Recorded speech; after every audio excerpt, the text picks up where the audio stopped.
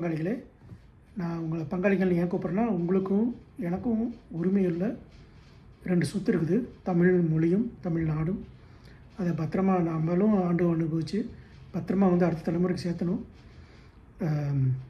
அதுதான் இந்த காணொளி இந்த சேனலோடைய நோக்கம். 3ஆம் சேனலோட நோக்கம்.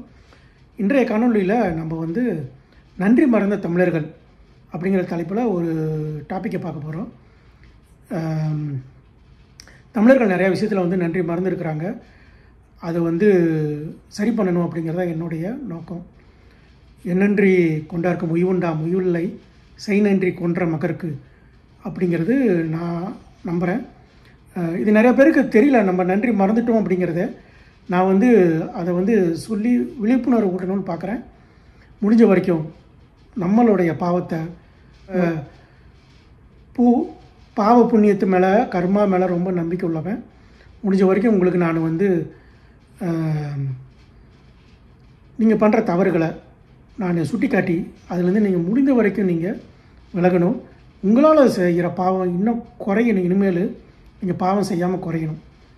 நன்றி மறப்பது அப்படிங்கிற பாவத்தை இன்றைக்கி நம்ம பார்க்க போகிற நம்ம நன்றியை எதில் மறந்தோம்னா, நம்ம பிராமணர்களுக்கு அவர்கள் செய்த சேவை, தமிழ்நாட்டுக்கும் தமிழ்நாட்டு மக்களுக்கும் அவர்கள் செய்த சேவையை நம்ம மறந்துட்டு இப்போ அவங்கள ஏறக்குறைய ஒரு ஒடுக்கப்படுகிற ஒரு இனமாக தான் நம்ம பார்த்துட்ருக்குறோம். அதை பற்றி நம்ம பேச போகிறோம்.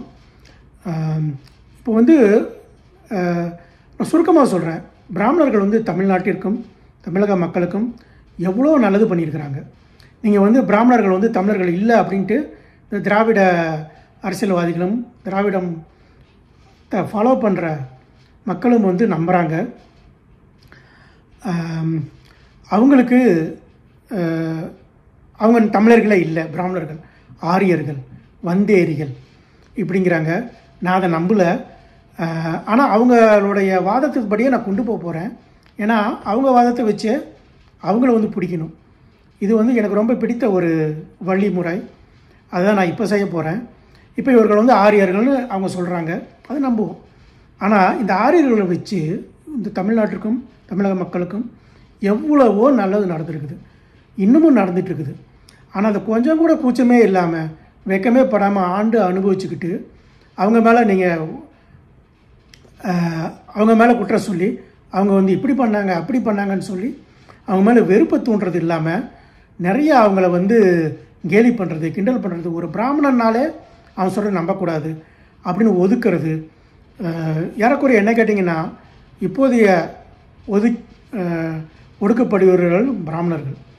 அவங்க தமிழ்நாட்டு மக்களில் நீங்கள் சொன்னீங்கன்னா அவங்க வேறு ஒரு ஆளுங்களாக இருந்தால் இன்னும் நம்ம உண்மையில் பார்த்தா சிறுபான்மையினர் அப்படின்னு நம்ம அவங்கள பாதுகாக்கணும்.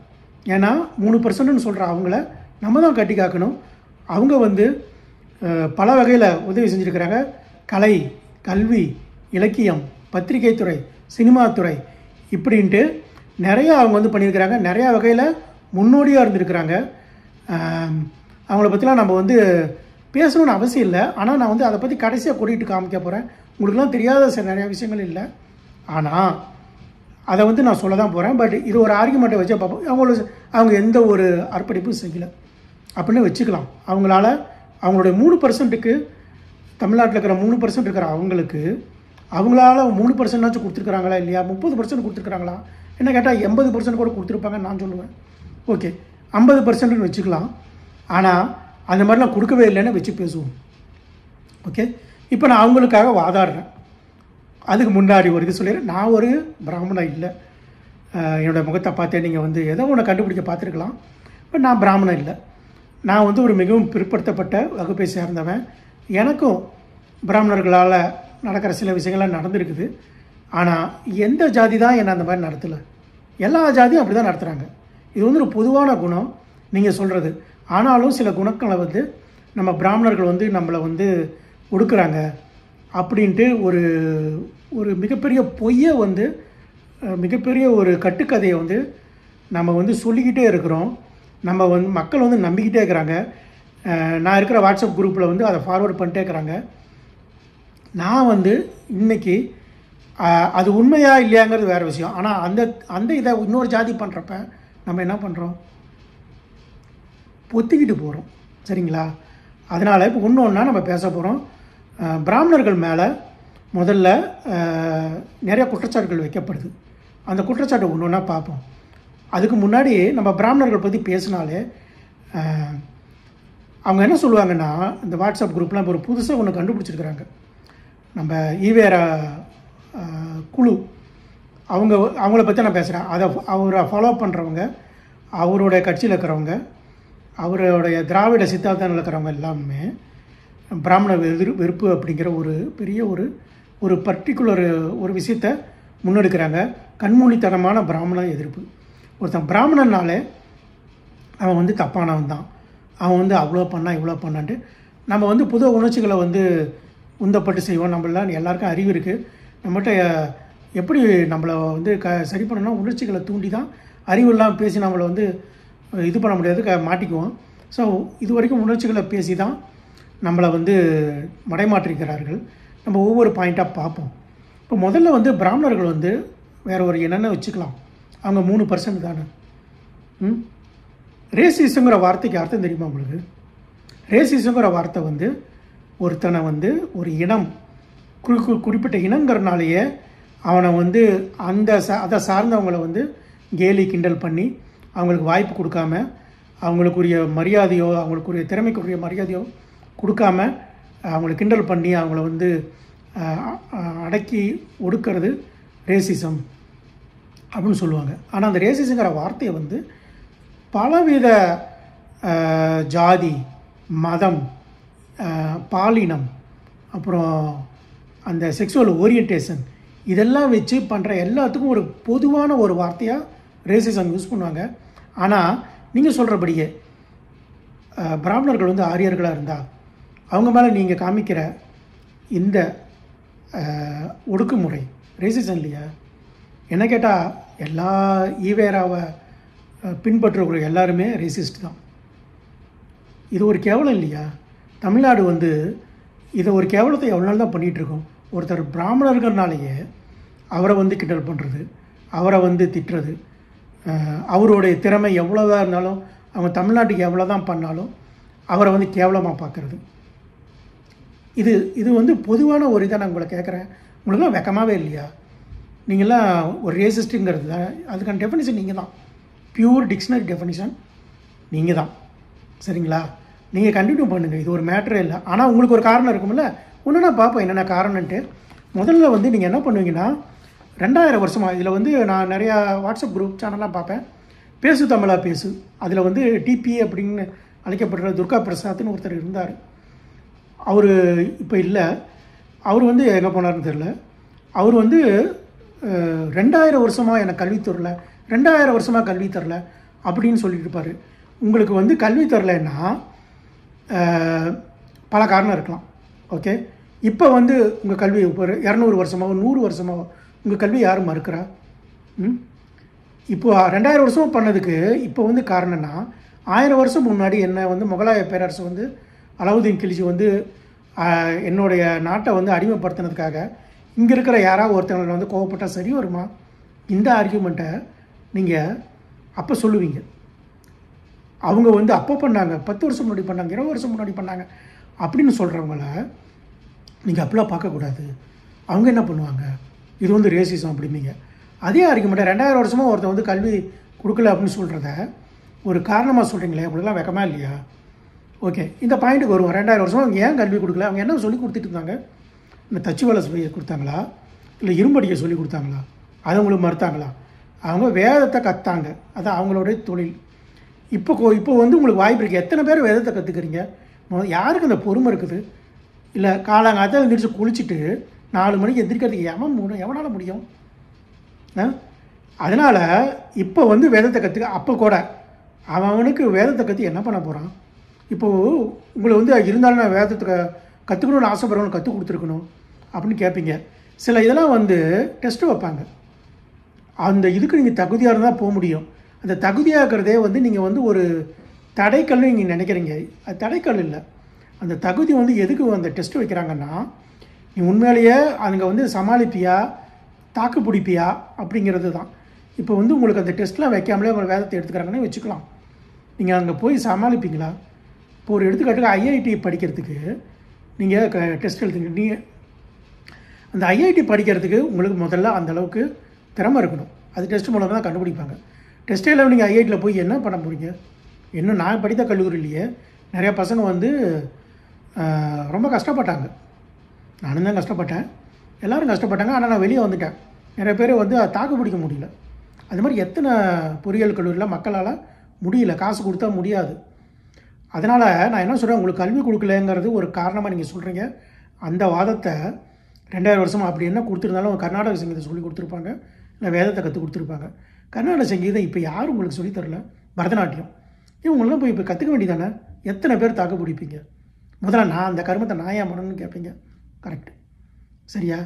ஸோ அதனால் உங்களுக்கு தேவையில்லாத, உங்களுக்கு பொருத்தமில்லாத, உங்களால் முடியாத, இப்போ என்னை வந்து ஒரு கொல்லனோட வேலை ஸ்மித்தியில் போய் வேலை செய்யணும்னா, நான் போய் இப்போ இரும்பு கொல்லருடைய வேலையில் நான் போய் வேலை செய்யணும்னா என்னை தடுக்கவே முடியாது. நான் எவ்வளோ நாள் தாக்கு பிடிப்பேன்னு நினைக்கிறீங்க?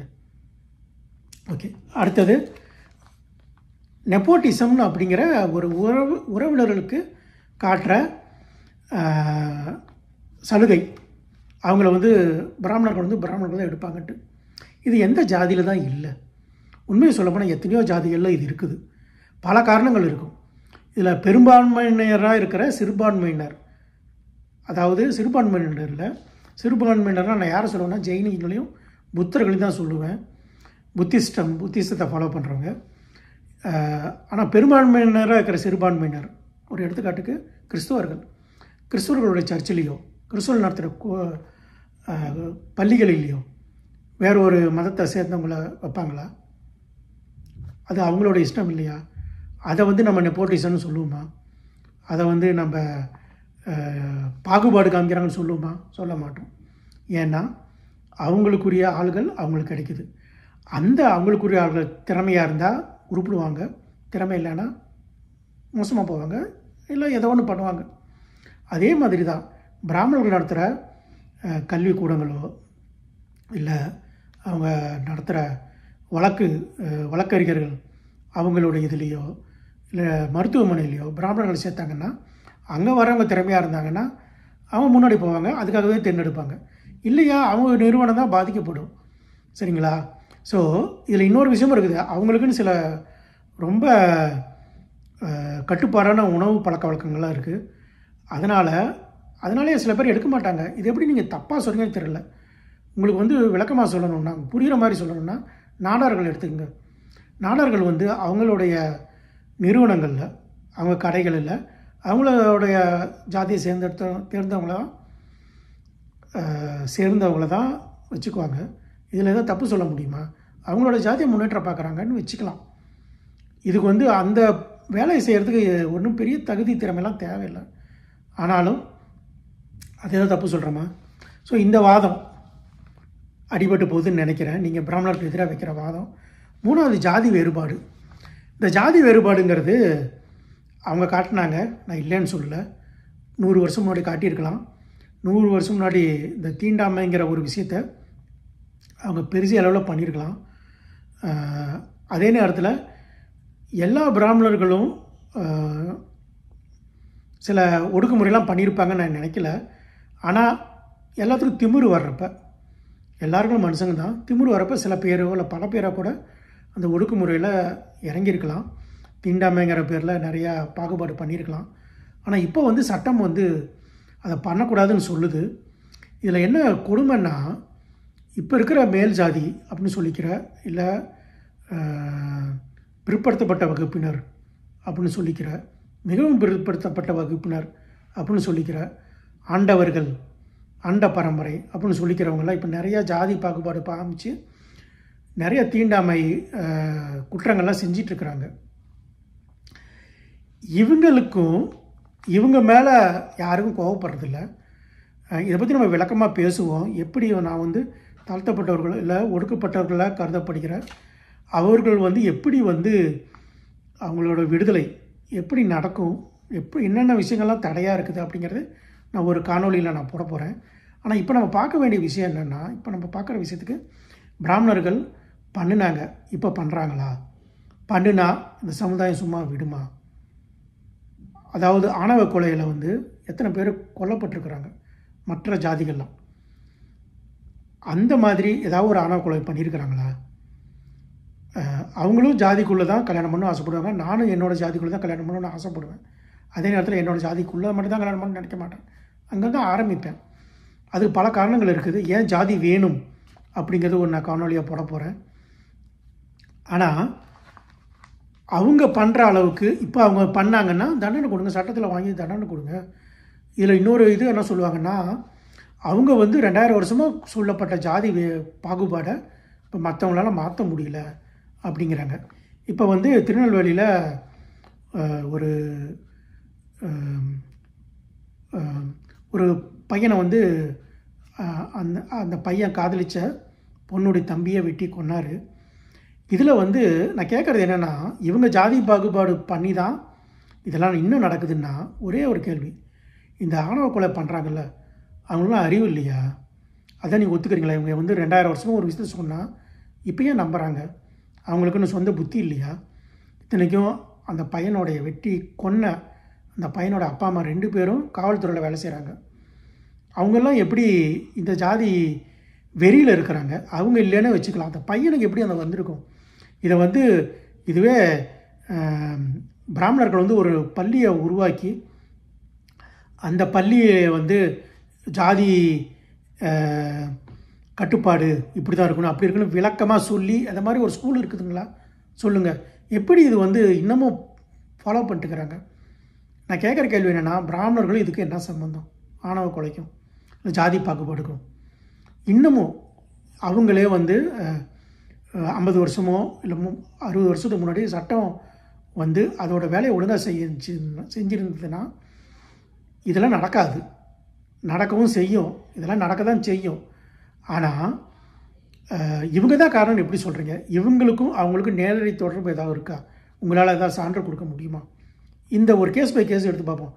இந்த பையன், இந்த வெட்டி கொண்ட பையன், அவனுக்கு ஏதோ ஒரு பிராமணர்கள் தான் வந்து சொல்லி கொடுத்தாங்க, அவன் படித்த பள்ளியிலையோ அவனுடைய நண்பனோ இந்த மாதிரி இந்த பர்டிகுலர் ஜாதி வந்து ரொம்ப கீழான ஜாதி அப்படின்ட்டு எந்த பிராமணர் சொல்லி கொடுத்தாரு? இல்லை அவங்க அப்பா அம்மாவுக்கு தான், அந்த பையனோட அப்பா அம்மாவுக்கு எந்த பிராமணர் சொல்லி கொடுத்தாரு? இது சொல்லாத வரைக்கும் இந்த குற்றச்சாட்டும் ஆதாரம் இல்லாத குற்றச்சாட்டு தான். சரிங்களா? இப்போ நான் பேசுகிற எல்லாமே அறிவுபூர்வமாக பேசிகிட்டு இருக்கிறேன்.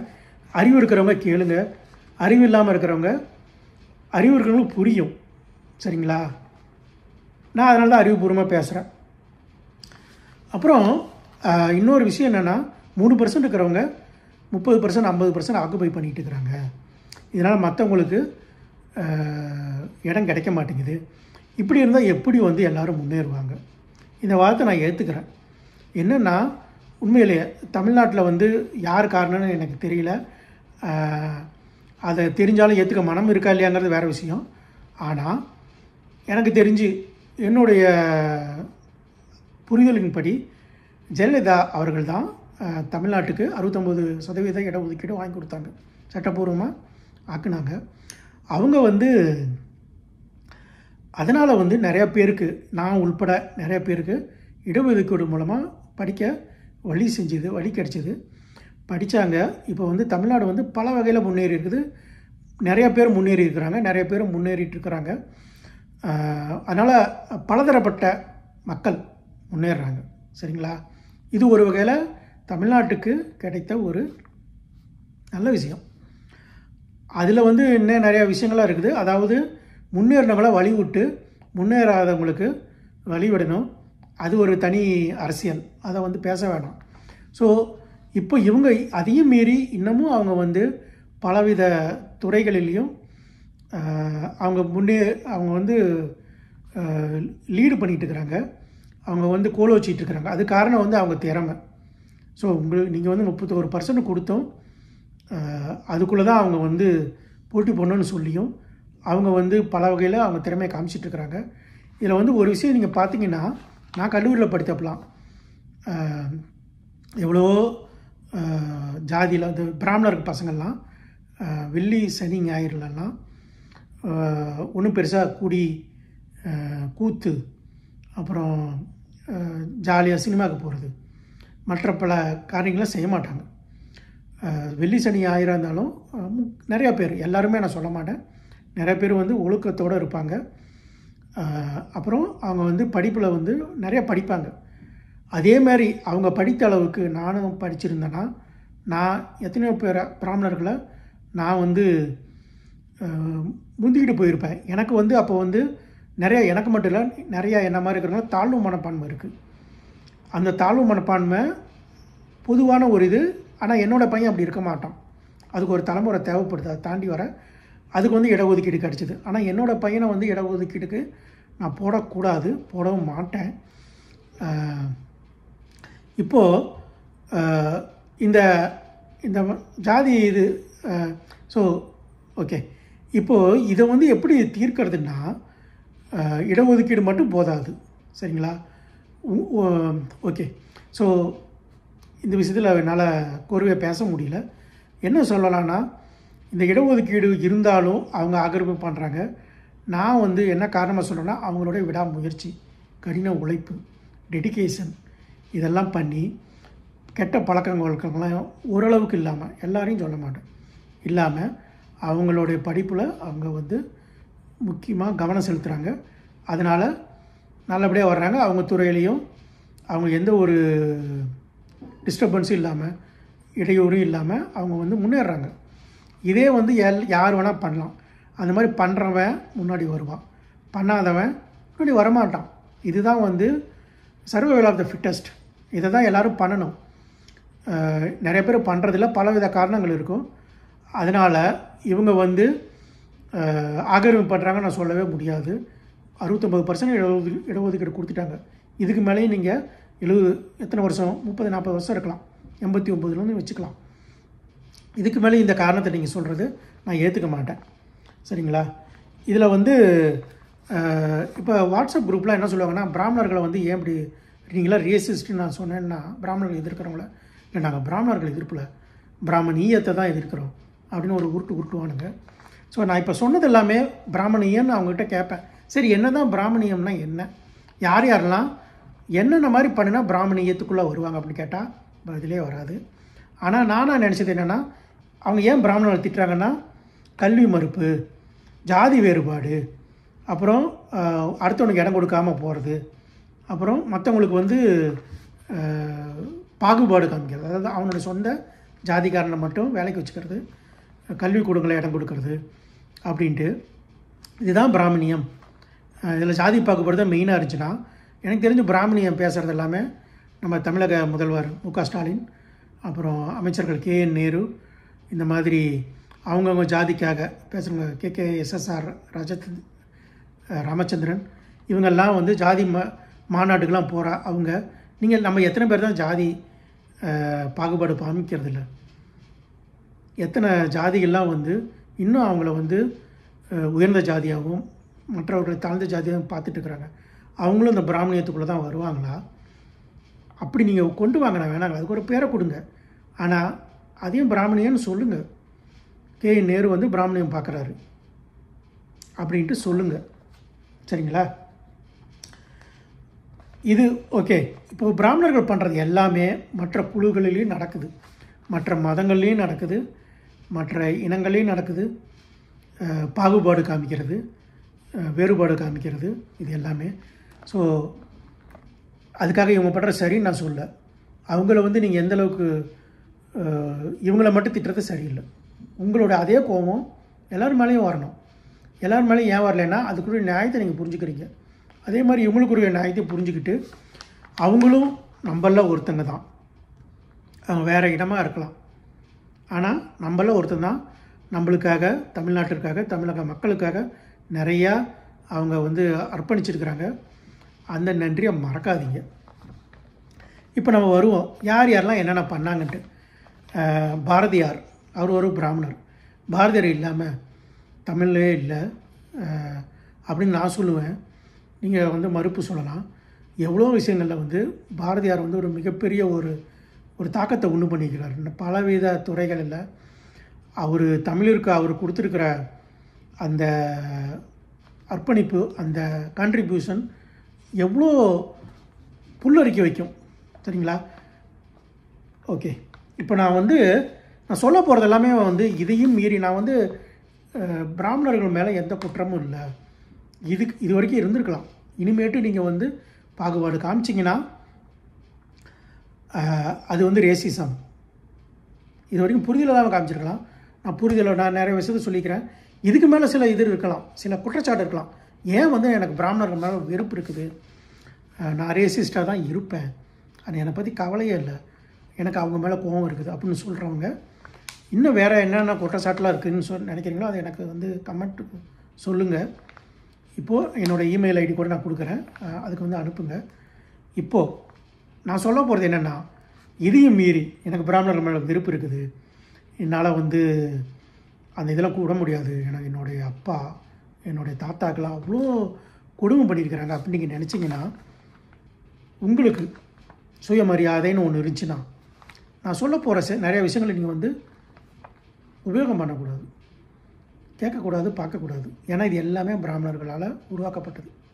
அவ்வளோ பெரிய அப்பா டக்கரா, அவ்வளோ அதுப்பு இருந்துச்சுன்னா, அவ்வளோ சுயமரியாதை இருந்துச்சுன்னா, இப்போ நான் சொல்ல போகிறதெல்லாம் பிராமணர்களுடைய கான்ட்ரிபியூஷன், வெக்கம், மானம், சூடு, சொரணை ஏதாவது இருந்துச்சுன்னா இதெல்லாம் நீங்கள் யூஸ் பண்ணக்கூடாது. ஏன்னா இது அவ்வளோ சுயமரியாதை இருக்குல்ல உங்களுக்கு. இல்லை, சுயமரியாதைங்கிறது தமிழ் வார்த்தை இல்லைன்னு நான் நினைக்கிறேன். ஏன்னா சுயம்ங்கிறது தமிழ் இல்லை. சரிங்களா? ஈவி ராமசாமியே தமிழா? நாயக்கர் தமிழா? ஈரோடு வெங்கடராமன், இதில் எது தமிழ்? ஈரோடு தமிழ், ஈரோடு அப்படின்னு சொல்லுவாங்க. ஸோ நான் கேட்குறேன், சுயமரியாதை தமிழ் இல்லைன்னு நான் நினைக்கிறேன். சரிங்களா? நீங்கள் மறுப்பு சொல்லுங்கள். ராஷ்ட்ரிய ஸ்வயம் சேவக் அப்படிங்கிற ஆர்எஸ்எஸ்ல இருக்கிற நடுவில் இருக்கிற சுயம், தன் மானமே தமிழான்னு எனக்கு தெரியல. தமிழுக்கு அந்த இது குறிக்கிற வார்த்தையே இல்லையே. அவ்வளோ மோசமாக இருக்குது தமிழ். இல்லை, அந்த வார்த்தை இருந்திருக்கலாம். அந்த வார்த்தையை விட்டுட்டு சுயமரியாதைங்கிற வார்த்தை யூஸ் பண்ணுற உங்களுக்கு நிஜமாலும் சுயமரியாதை இருக்கா? ஓகே, பார்ப்போம். இப்போது இதெல்லாம் நீங்கள் யூஸ் பண்ணக்கூடாது நான் சொல்கிறேன். இதெல்லாம் நீங்கள் உங்களோட டே டு டே வாழ்க்கையில் இருக்கக்கூடாது. ஏன்னா இது எல்லாமே பிராமணர்களுடைய உழைப்பு, அவர்களுடைய கான்ட்ரிபியூஷன். பாரதியார் அவருடைய பாட்டுக்கெல்லாம் நீங்கள் கேட்கக்கூடாது, படிக்கக்கூடாது. பாரதிங்கிறதே தமிழ் வார்த்தை இல்லை அப்படின்னு சொன்னால் என்னது அப்படிம்பீங்க. இந்த மாதிரி நிறைய விஷயங்கள் இருக்குங்க. ராஜாஜி நிறையா பண்ணியிருக்கிறாரு. ஆனால் நீங்கள் ராஜாஜிகளை அவர் விஷயத்த மாட்டீங்க. அது பிரச்சனையே இல்லை. எம்எஸ்வி பாட்டு, எம்எஸ்வி ஒரு பிராமணர். எத்தனை பேர் நீங்கள் அதை கேட்காம இருப்பீங்க எனக்கு தெரியல.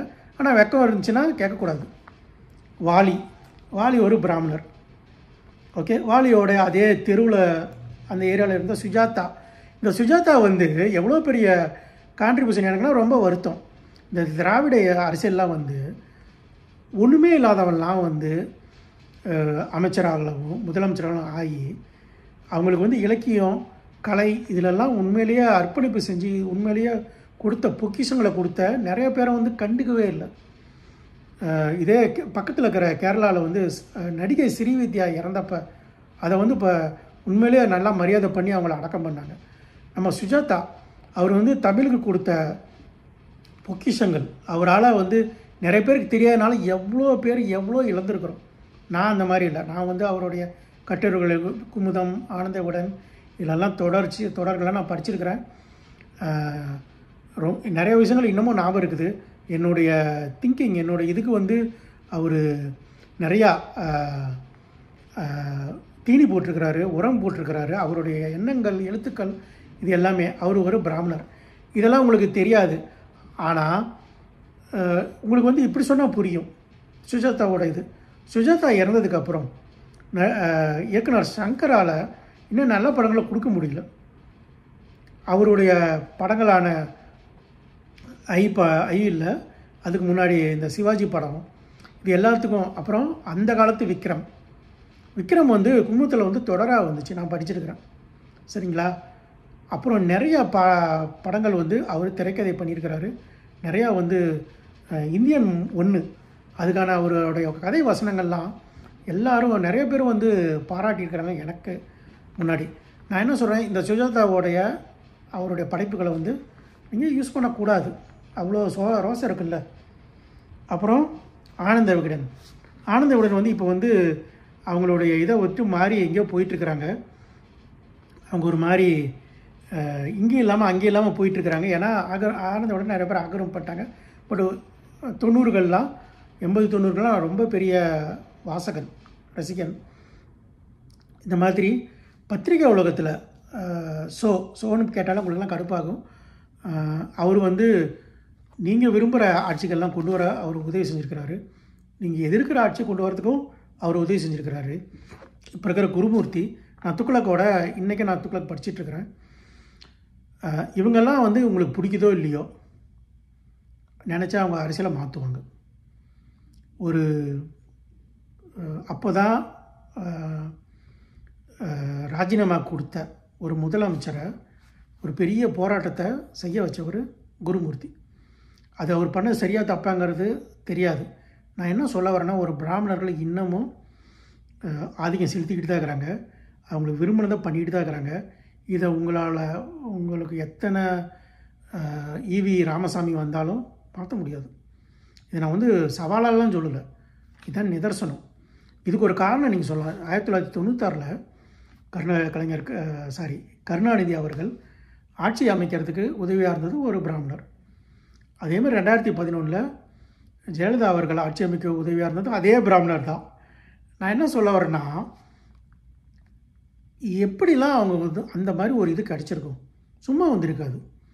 அதே நேரத்தில் அவங்க வந்து அதை வந்து உபயோகமும் பண்ணிக்கல. சரிங்களா? அவங்க வந்து அவங்க விரும்புறது நடக்கணும்னு பார்க்குறாங்க. அந்தளவுக்கு செல்வாக்கூட இருந்திருக்கிறாங்க. ஓகே, இப்போ நம்ம இது மாதிரி போயிட்டோம். ஆனந்த விகடன் போயிட்டு துக்ளக் அதுன்னு போயிட்டோம். அடுத்தது இன்னொன்று சொல்கிறேன் கேளுங்க. கிரிக்கெட்டு.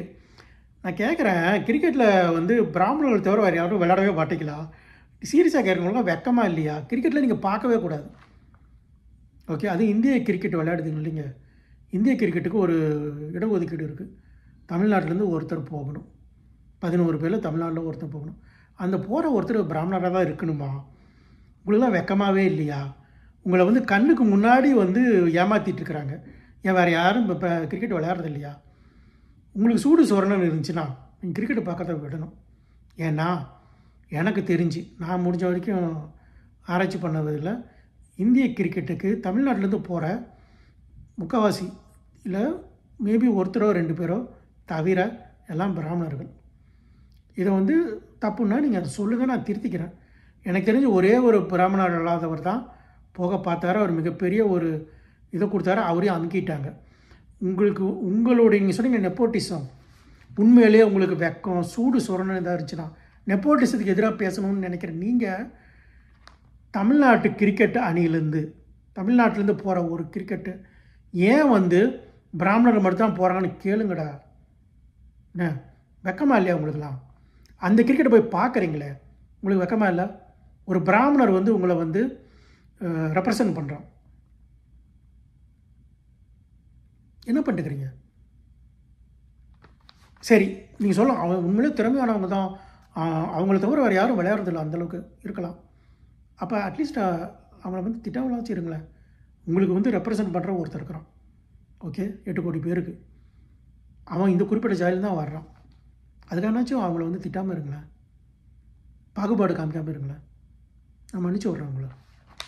ஓகே, அடுத்தது நிறையா டாக்டருங்க, லாயருங்க இவங்கெல்லாம் இருக்கிறாங்க. ஓகே, இவங்கெல்லாம் வந்து பண்ணியிருக்கிறாங்க. Okay okay. அடுத்தது சுந்தர் பிச்சை. இவரை பற்றி நான் ரிசர்ச் பண்ணேன் கூகுள் ஆண்டவர்கிட்ட. சுந்தர் பிச்சை ஒரு பிராமணர் தான். ஸோ நீங்களும் பெருமை பீத்தக்கூடாது. ஓகே, சுந்தர் பிச்சைக்கு ஏற்ற மாதிரி EVR கல்லூரியிலேருந்து ஒருத்தரை படிக்க வச்சு முன்னாடி கொண்டு வாங்கலாம், பார்க்கலாம். அவ்வளோ ரோசம் இருந்துச்சுன்னா. பிரக்ஞானந்தா, ஓகே, அவர் ஒரு பிராமணர். உங்கள் விஸ்வநாதன் ஆனந்த், உங்களுக்கு தமிழ்நாட்டுடைய மாணவன் வந்து பெரிய அளவில் வரணும்னு பாதுகாக்கப்பட்ட இவங்கெல்லாம். அபிநந்தன் அவர் பேர் அபிநந்தன் தான் நினைக்கிறேன். அவர் எவ்வளோ பெருமை தேடி தந்தார். உங்களுக்குலாம் சினிமா எடுக்கணுன்னாலே பிராமணரை வச்சு தான் எடுக்கிறீங்க, அமரன் உள்பட. வெக்கமா இல்லையா? ஒரு பயோபிக் எடுக்கணுன்னா அதை வந்து ஒரு பெரிய ஒரு நீண்ட இடைவெளிக்கு அப்புறம் ஒரு ஹிட் படத்தை கொடுக்கணுன்னா ஒரு பிராமணரோட கதை தான் எடுக்கிறீங்க. அது ஏன் எடுக்கிறீங்க? அந்த பிராமணர் ஒருத்தர் தான் உங்களுக்காக போரிட்டவரா? என் மற்ற ஜாதியில் யாருமே இல்லையா? சரி, அந்த மாதிரி இதெல்லாம் என்ன பண்ணணும்? நீங்கள் பிராமணர்கள் வந்து நம்மவர்கள், நம்ம ஆளுங்கன்னு தானே நினைக்கணும். அவங்கள வந்து பாகுபாடு காமிக்கிறீங்க. ஓகே, எத்தனையோ நோபல் பரிசு இல்லை, எல்லா நோபல் பரிசும் பிராமணர்கள் தான் வாங்கி கொடுத்துருக்குறாங்க தமிழ்நாட்டிலேருந்து போனவங்க. சுந்தர பிச்சை சொன்னேன். அதே நேரத்தில் நம்ம நிறையா டிசிஎஸ் இந்த மாதிரி இதிலெல்லாம் நிறையா பேர் வந்து பிராமணர்கள் தான். இதுக்கு வந்து ஒரு காரணம், அவங்க வந்து எல்லாம் ஏமாற்றிட்டுலாம் போகல. இதுக்கு சீக்ரெட்லாம் ஒன்றும் பெருசாக இல்லை, ரகசியம் இல்லைங்க. ரகசியம் சீக்ரெட் இது தவிர தமிழ் வார்த்தை தான் இருக்குது, அதுக்கு தேடுவோம். சரி, எனக்கு சொல்லுங்கள். ரகசியம் எதுவும் இல்லை. ஏன்னா உழைப்பு, விடாமுயற்சி, படிச்சுக்கிட்டே இருக்கிறது, கடின உழைப்பு, அந்த இது வந்து உங்களுக்கு இருந்துச்சுன்னா, உங்கள் ஜாதி ஆளுங்களுக்கு இருந்துச்சுன்னா அவங்களும் முன்னாடி வருவாங்க. அந்த மாதிரி இருக்கிற எல்லாருக்கும் இருக்காது. அந்த மாதிரி இருக்கிற சில பேரை வந்து கண்டுபிடிச்சி தூக்கி விடுங்க. ஸோ இது வரைக்கும் நான் பேசுனதெல்லாம் சுருக்கமாக சொல்கிறேன். முதல்ல, பிராமணர்கள் வந்து வேறு ஒரு இனம் நீங்கள் நம்புறீங்க, அது உண்மையாக இருந்துச்சுன்னா அவங்க ஒரு சிறுபான்மை இனம். அவங்கள வந்து வெறுக்கிறது மனித நாகரிகம் இல்லை, இந்த காலத்து நாகரிகம் இல்லை. வேறு ஒரு இனத்தை சார்ந்தவர், நீங்கள் திராவிடம் இல்லையா, வேறொரு இனத்தை சார்ந்தவர்கள், அவர்கள் சிறுபான்மையினர், அவங்க உங்களோட எண்ணிக்கையில் கம்மியாக இருந்தால் அவங்கள வெறுக்கிறது நாகரிகம் இல்லை, ரேசிசம். ரெண்டாவது, அவங்களால போட்டி போட முடியும் நீங்கள் நம்பினீங்கன்னா, உங்களுக்கு தன்னம்பிக்கையோ திறமையோ இருக்கும் நீங்கள் நம்பினீங்கன்னா, நீங்கள் உங்களுடைய ஜாதியை சேர்ந்தவங்களோ உங்களுடைய இனத்தை சேர்ந்தவங்களோ அவங்கள முன்னாடி வச்சு இது பண்ண பாருங்கள். இடஒதுக்கீடு இல்லாமலே எங்களால் வெற்றி கொள்ள முடியும். இல்லை அவங்களுக்கு தான் அறிவு இருக்குன்னா அதை நீங்கள் ஒத்துக்குங்க. மூணாவது, அந்த பிராமண இனம் நீங்கள் என்ன தான் வெறுத்தாலும் உங்களுக்கு, உங்கள் மொழிக்கும், உங்கள் மக்களுக்கும், உங்களுடைய மாநிலத்திற்கும் எவ்வளவோ நல்லது பண்ணியிருக்கிறாங்க. அதுக்காக நன்றியோடு இருங்க. ஏன்னா இந்த இதோட மெயின் நோக்கமே உங்களுக்கு நீங்கள் எந்த மதத்தை நம்பிக்கையை சார்ந்தவங்களாக இருக்கலாம், ஆனால் உங்கள் மதத்தில் செய் நன்றிக்கு மறக்கிறவங்களுக்கு என்ன மாதிரி தண்டனைன்னு எனக்கு தெரியல, ஆனால் நான் நம்புகிறேன் அது ஒரு பாவம். அதற்கான விளைவுகள் உங்களை வந்து சேரும், என்ன வந்து சேரும். ஸோ முடிந்தவரை செய் நன்றி மறக்காமல் இருக்கணும். நீங்களும் மறக்க மாட்டீங்க நான் நம்புகிறேன். இது வரைக்கும் அவங்கெல்லாம் என்ன நல்லது பண்ணாங்கன்னு உங்களுக்கு தெரியாமல் இருக்கலாம். இனிமேலும் நீங்கள் அப்படி சொல்ல முடியாது, இந்த காணொலியை பார்த்துட்டீங்க. அதனால் என்னுடைய மிகப்பெரிய நோக்கம் வந்து இது வரைக்கும் தப்பு பண்ண பங்காளிகளான நீங்கள், செய் நன்றியை மறந்த பங்காளிகளான நீங்கள் அதை உணர்ந்து இனிமேலாவது அந்த தவறை செய்ய வேணாம், அந்த பாவத்தை திரும்பவும் பண்ண வேணாம் அப்படிங்கிற ஒரு நல்ல ஒரு நோக்கத்துக்கு தான். இதுக்கு மேலே நீங்கள் பண்ணுறது உங்கள் இஷ்டம். பாரதியார் சொன்னது தான், படித்தவன் சூதும் வாதும் செய்தால் ஐயோ என்று போவான், ஐயோ என்று போவான். இப்போ உங்களுக்கு தெரியுது, இதுக்கு மேலே நீங்கள் அதை பண்ணிங்கன்னா அதோட விளைவுகளுக்கு நீங்கள் தான் பொறுப்பு. இப்போ இன்னொரு விஷயம் வந்து நான் இப்போ சொல்ல விரும்புகிறேன். என்னை வந்து நான் பிராமணர்களை சப்போர்ட் பண்ணுறேன், நான் ஒரு மிகவும் பிற்படுத்தப்பட்ட ஒரு ஜாதியை சேர்ந்தாலும் ஒரு பிராமணர்களை சப்போர்ட் பண்ணுறேன்ட்டு நான் இருந்த வாட்ஸ்அப் குரூப்லலாம் ஒரு பிராமண அடிமை, ஸ்லேவ் ஆஃப் பிராமன் சொல்லுவாங்க. ஆனால் புரட்சி கவிஞர் நீங்கள் கூப்பிட்ற ஒருத்தர் தான் உண்மையிலேயே ஒரு ஸ்லேவ் ஆஃப் பிராமின். முதல் அவருக்கு அவரே வச்சுக்கிட்ட பேர் பாரதி தாசன். அவர் வந்து அவ்வளோ விரும்பி வச்சுக்கிட்டாரு. புரட்சி கவிஞர்னு சொல்லாதீங்க, ஏன்னா அவர் தான் உலகத்தின் முதல் பிராமண அடிமை. நன்றி, வணக்கம்.